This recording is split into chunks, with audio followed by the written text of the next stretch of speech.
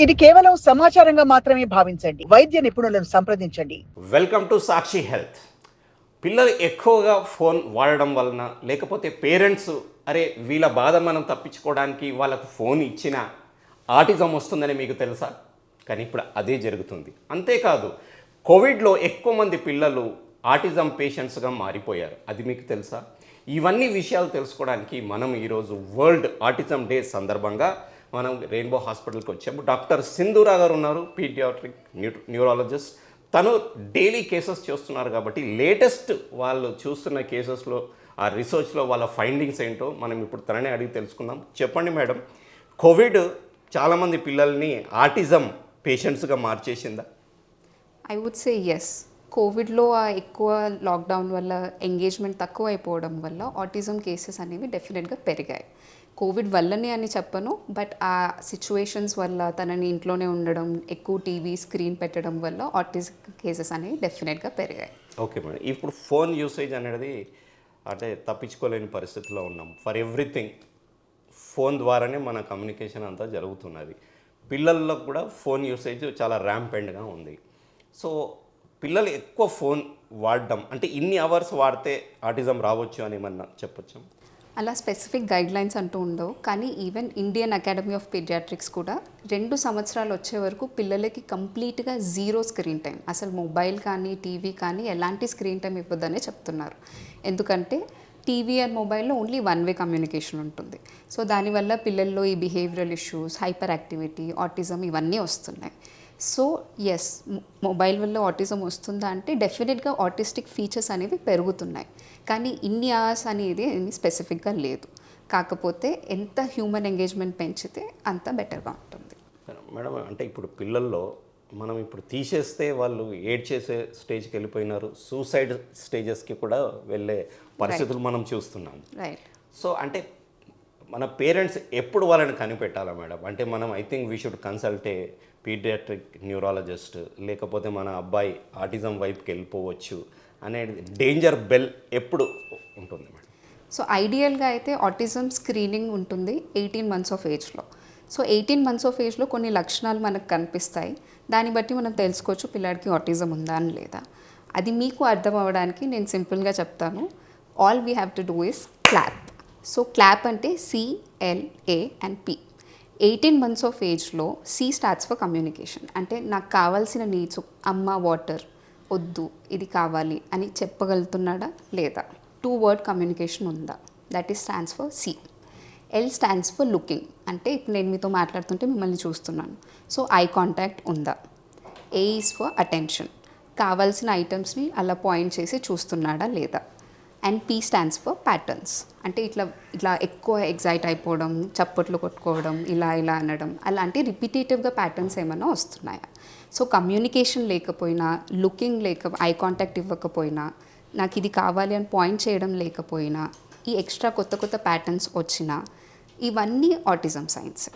అన్నీ ఉండాలని కాదు, కానీ ఒక్క ఫీచర్ కూడా 18 months ఆఫ్ ఏజ్లో మీ పిల్లాడిలో కనిపించట్లేదు అంటే డెఫినెట్గా మీరు డాక్టర్ని కన్సల్ట్ చేయాల్సిన అవసరం ఉంటుంది. ఓకే, అంటే ఇప్పుడు మనం పేరెంట్స్ చాలా మటుకి పిల్లోడు ఏడుస్తున్నాడు, సో ఊరుకోబెట్టుకోవడానికి ఫోన్ ఇచ్చేస్తున్నారు, చిన్న పిల్లలకైనా ఏదైనా. So they should stop doing అంటారా? డెఫినెట్లీ.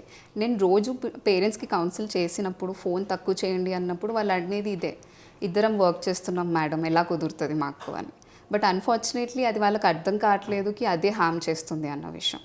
ఇంట్లో పెద్దవాళ్ళు ఉన్నా సరే అట్లీస్ట్ ఫోన్, మొబైల్ పక్కన పెట్టేసి వాళ్ళతో ఆడుకోవడం కానీ, ఏమైనా టాయ్స్, గేమ్స్, బయట పిల్లలు ప్లే గ్రౌండ్లో ఆడుకోవడం లాంటివి చేయాలి తప్ప ఫోన్ మాత్రం ఇవ్వకూడదు. Phone and TV. Okay madam, అంటే ఇప్పుడు పియర్ గ్రూప్ ప్రెషర్ కావచ్చు, లేకపోతే మనం ఏదైనా పిల్లల్ని చైల్డ్ కేర్ సెంటర్స్లో వేసినప్పుడే కానీ, అప్పుడు కూడా మనకు అబ్జర్వేషన్ ఉండదు పేరెంట్స్కే కానీ. అక్కడ కూడా ఎవరైతే ఈ చైల్డ్ కేర్ సెంటర్స్ రన్ చేస్తున్నారో వాళ్ళు కూడా ఇవన్నీ పాటించాలంటారు? డెఫినెట్లీ. చాలా మటుకు ఈ మధ్య చూస్తున్న కాలంలో చైల్డ్ కేర్ సెంటర్స్లో కూడా రెడ్యూస్డ్ స్క్రీన్ టైం వాడుతున్నారు. బట్ ఎస్, అక్కడ కూడా తన హోల్ ఎన్విరాన్మెంట్ ఎక్కడైనా సరే జీరో మొబైల్, జీరో టీవీ. చాలాసార్లు అంటారు ఓన్లీ 20 minutes చూపిస్తున్నాం మేడం, ఇంకా రోజంతా ఏం చూపించట్లేదు అని. కానీ చూసుకుంటే morning 20 minutes, afternoon 20 minutes, evening 20 minutes, మళ్ళీ నైట్ 20 మినిట్స్. సో మొత్తం కలిపి ఆల్మోస్ట్ 2 అవర్స్ పర్ డే వెళ్తుంది. వాళ్ళు అనుకుంటారు జస్ట్ 10 మినిట్సే 20 మినిట్సే తినేటప్పుడు అని, కానీ ఓవరాల్గా మనం కౌంట్ చేసుకుంటే అదే 2-3 అవర్స్ అవుతుంది. ఈవెన్ అది కష్టమే. సో మేడం మనం చూసుకున్నట్టయితే ఏం జరుగుతుంది మేడం మైండ్లో? అంటే continuous you're exposed to one way communication. So ఏం జరుగుతుంది? మన బ్రెయిన్లో ఏవైతే ఉంటాయో డిఫరెంట్ లోబ్స్ మధ్యలో కనెక్షన్స్ ఉంటాయన్నమాట. ఫ్రంటల్ లోబ్, టెంపోరల్ లోబ్, ఒక్కొక్క లోబ్ ఒక్కొక్క ఫంక్షన్ చేస్తుంది. సో ఈ బ్రెయిన్ ఆటిజం పిల్లల్లో ఏమైపోతుంది అంటే ఆ కనెక్షన్స్ ఓవర్ యాక్టివ్ అయిపోతాయి. నార్మల్గా ఇప్పుడు నేను మాట్లాడుతున్నానంటే నాకు బ్రెయిన్ నుండి సిగ్నల్ వస్తుంది నేను మాట్లాడాలి అని. ఈ ఓవర్ కనెక్షన్స్ వల్ల ఆ సిగ్నల్ సరిగా రాకపోయేసరికి వాళ్ళు వాళ్ళ వరల్డ్లోనే ఉంటున్నారు. It's basically an over connectivity pattern.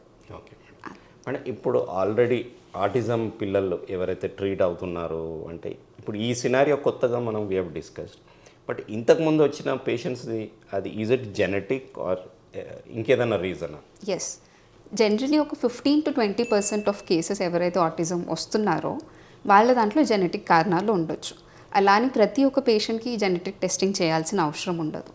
పిల్లాడిని చూసి తన లక్షణాలు చూసి ఓన్లీ ఆటిజమా, ఇంకా ఫిట్స్ ఏమైనా వస్తున్నాయా, చూడడానికి కొంచెం డిఫరెంట్గా ఉన్నాడా, ఇంకా అవన్నీ చూసుకొని అవసరం ఉంటే జెనెటిక్ టెస్ట్ కూడా చేస్తాం.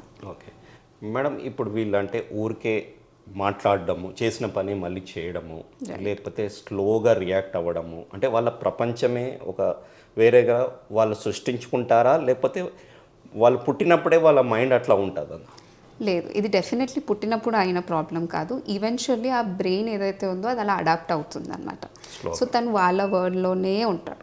మనం ఇప్పుడు లిటరలీ మనం ఒక చిన్న పిల్లాడికి ప్రతి ఒక్క చిన్నది ఎలా నేర్పిస్తామో అలానే ఆటిజం కిడ్కి ప్రతి ఒక్క థింగ్ అలా నేర్పిస్తూ తన వరల్డ్లో నుండి మన వరల్డ్లోకి తీసుకొని రావడమే ఇంపార్టెంట్. మేడం, ఇప్పుడు కొన్ని సర్వేస్ చెప్తున్నాయి అంటే 300% ఇన్ ద లాస్ట్ 2 డికేడ్స్లో ఈ ఆటిజం పేషెంట్స్ పెరిగారంటున్నారు. దానికి ప్రధానమైన 3 కారణాలు ఏమి చెప్పొచ్చు మేడం? ఫస్ట్ అయితే ఏంటి అంటే ఇంతకుముందు ఇంత అవేర్నెస్ కూడా లేకుండే.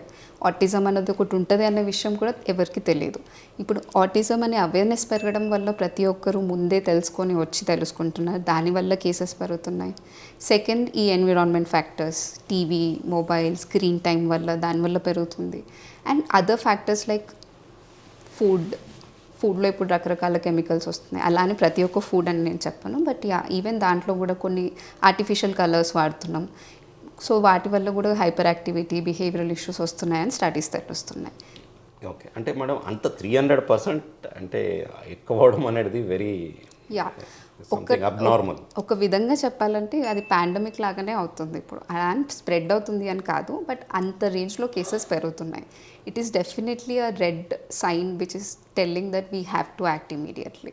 లేకపోతే ఫ్యూచర్లో ఇంకా ఇలానే పెరుగుతూ పోతాయి. అంటే కొన్ని స్టడీస్ చెప్తున్నాయి మేడం, ఇండియాలో అంటే 1 out of every 100 child below 10 years may get in to this autism disorder అని కొన్ని సర్వేస్ చెప్తున్నాయి. అట్లా చెప్పొచ్చు అంటారా మనం, లేకపోతే సో ఫస్ట్ ఆఫ్ ఆల్ చాలామంది చేసే తప్పు ఏంటి అంటే ప్రతి చిన్నదాన్ని ఆటిజం అని లేబుల్ చేస్తున్నారు. సో ఆటిజం ఇట్ సెల్ఫ్ అనేది ఒక స్పెక్ట్రమ్. అది ADHD అవ్వచ్చు, ఆటిజం అవ్వచ్చు, ఆస్పర్జర్ సిండ్రోమ్, చాలా రకాలు ఉంటాయి. సో ఎగ్జాక్ట్గా ఆటిజం 1 in 100 చెప్పడానికి ఇప్పుడు లేదు కానీ, బట్ ఎస్ సిచ్యువేషన్ అయితే అలానే ఉంటుంది. ఫ్యూచర్లో ఇలానే మనం టీవీస్, ఇలానే మొబైల్స్, ఇవన్నీ ఇలానే చేస్తుంటే డెఫినెట్గా అలానే పెరుగుతుంది, అలా పెరుగుతూ ఉంటుంది. ఆటిజంలో ఎక్కువ ఏ సిమ్టమ్స్తో వస్తున్నారు? సో బేసిక్గా చాలామంది ఆటిస్టిక్ పేరెంట్స్, ఆటిజం ఉన్న పిల్లల పేరెంట్స్ స్పీచ్ డిలే కంప్లైంట్స్తో వస్తున్నారు. అంటే మాటలు మాట్లాడట్లేదని ఒకే ఒక కంప్లైంట్తో వస్తున్నారు. కానీ తర్వాత బాబుని చూసి అన్ని క్వశ్చన్స్ అడిగాక తెలుస్తుంది అది ఓన్లీ మాటల ప్రాబ్లం కాదు, ఆటిజం కూడా అనేసి. సో చాలామంది అపోహలో ఉంటారు ఏంటి అంటే మాటలు రావట్లేదు కాబట్టి స్పీచ్ థెరపీ ఇస్తే సరిపోతుంది అని. కానీ అది కాదు. ఆటిజంలో చాలా మొడాలిటీస్ అఫెక్ట్ అవుతాయి. Concentration, behaviour, sensory patterns. So ప్రతి దానికి ఒక రకమైన సపరేట్ థెరపీస్ ఉంటాయి. దాంట్లో occupational therapy, behavioural therapy, sensory integration therapy, speech therapy, ఇవన్నీ ఉంటాయి. థెరపీస్ అనేవి చాలా మేజర్ ట్రీట్మెంట్స్. మెడిసిన్స్ కూడా పనిచేస్తాయి, కానీ స్పెసిఫిక్ ప్రాబ్లమ్స్ ఉన్న దానికోసం మనం మెడిసిన్స్ వాడతాం అంతే తప్ప థెరపీ ట్రీట్మెంట్. మేడం అంటే రూరల్ అర్బన్లో కేసెస్ డిఫరెంట్ ఉంటాయి మేడం, ఎట్లా ఉంటుంది? సో అలా ఏం లేదు, మోర్ ఆర్ లెస్ సిమ్టమ్స్ అయితే సేమే ఉంటాయి. ఇన్ఫ్యాక్ట్ అర్బన్ టైంలో ఎక్కువ చూస్తున్నాం because as a set urban పీపుల్లో more స్క్రీన్, exposed. టీవీ అవన్నీ ఎక్కువ ఉంటాయి. Urban parents are working more.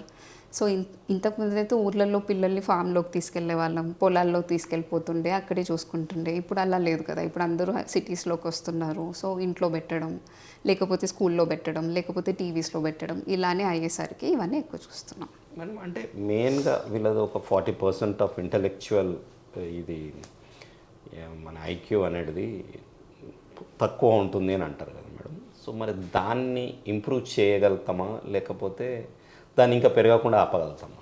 So బేసిక్గా ఆటిజంలో కూడా చాలా రకాలు ఉంటాయి. హై ఫంక్షనింగ్ ఆటిజం ఉంటుంది, లో ఫంక్షనింగ్. సో హై ఫంక్షనింగ్ ఏంటి అంటే ఆటిస్టిక్ ఫీచర్స్ ఉన్నా కూడా వాళ్ళ ఐక్యూ 100, 110, 120, ఇన్ఫ్యాక్ట్ మనకన్నా ఎక్కువ ఐక్యూ కూడా ఉండే ఛాన్స్ ఉంటుంది. అలాంటి వాటిలో చేయాల్సింది ఏమీ లేదు, జస్ట్ థెరపీస్ ఇస్తే సెట్ అవుతుంది. ఎవరైతే లో లెవెల్ ఆటిజం ఉన్నారో ఎస్, వాళ్ళ ఐక్యూ పెంచడానికి మనకి చాలా డిఫరెంట్ ప్రోగ్రామ్స్ ఉంటాయి, రెమీడియల్ ఎడ్యుకేషన్స్ ఉంటాయి. అవి చేస్తూ ఉంటే స్టెబిలైజ్ అవుతారు, అలానే స్లోగా ఇంప్రూవ్ కూడా అవుతారు. డ్రాస్టిక్ ఇంప్రూవ్మెంట్ ఉంటుందా మేడం, స్లో ఇంప్రూవ్మెంట్? ఏదైనా సరే స్లో. చాలామంది ఏం చేస్తారంటే థెరపీ స్టార్ట్ చేస్తారు. First 5 days first of all పిల్లాడికి ఇదంతా కొత్త జనాలతోని కొత్త థెరపీస్ అన్నప్పుడు వాళ్ళు అసలు సపోర్ట్ చేయరు. ఒక ఫస్ట్ 5 days కాదు, ఒక 10-15 days వరకు జస్ట్ వెళ్తారు, ఏడుస్తారు, వచ్చేస్తారు. పేరెంట్స్ ఏమనుకుంటారంటే అదే ఇదేం పని చేయట్లేదు, ఏడుస్తున్నాడు అని చెప్పి థెరపీస్ ఆపేస్తారు.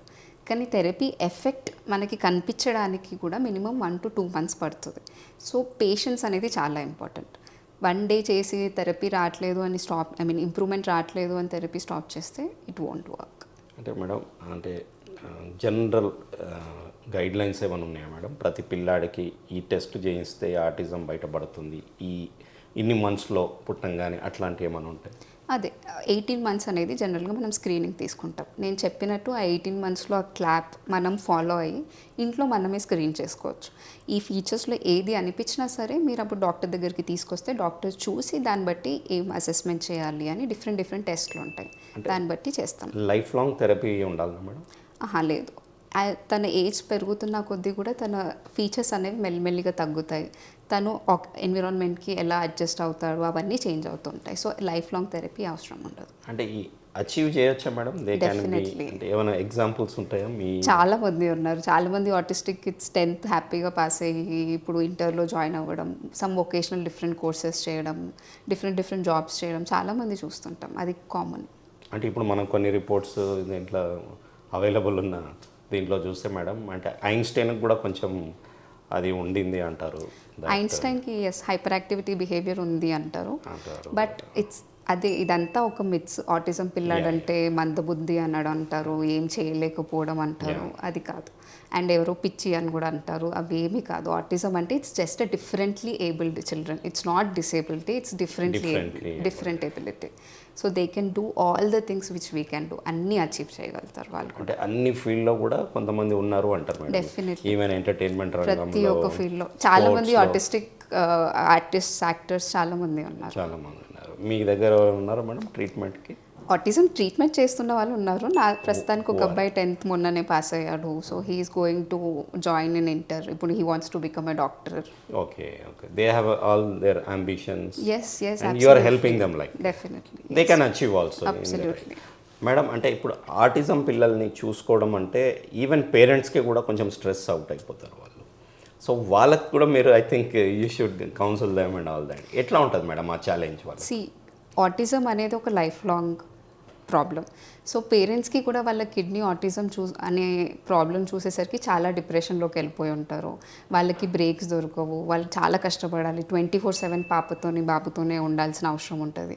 సో దీనివల్ల వాళ్ళు ఈవెన్ పేరెంట్స్ కూడా డిప్రెషన్లోకి వెళ్ళిపోవడం, అరే మా వల్ల ఏది వచ్చిందా, లేకపోతే మేము ఏమి హెల్ప్ చేయలేకపోతున్నామని వాళ్ళు చాలా కామన్గా మేము చూస్తున్నాం. దాన్ని పేరెంట్స్ బర్న్అవుట్ అని అంటాం.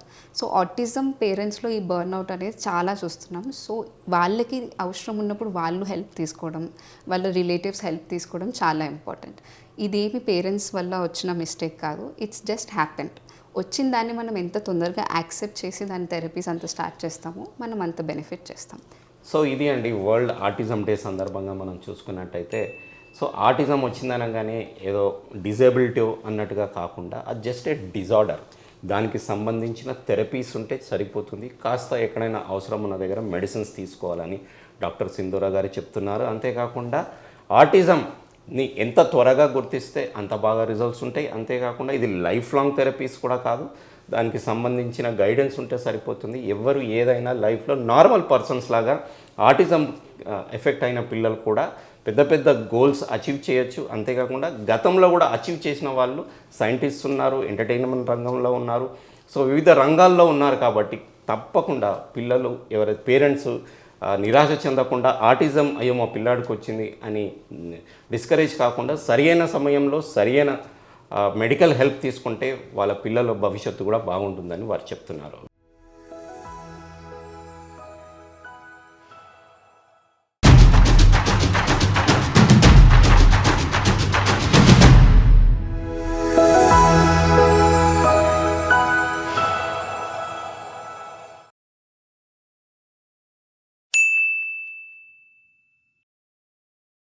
సాక్షి టీవీ ప్రసారాలను నిలిపివేయటం చట్టరీత్యా నేరం. సాక్షి టీవీ ప్రసారాల కోసం మీ స్థానిక కేబుల్ ఆపరేటర్ను వెంటనే సంప్రదించండి. DTHలో ఇంటర్నెట్లో కూడా సాక్షి టీవీ ప్రసారాలను వీక్షించవచ్చు.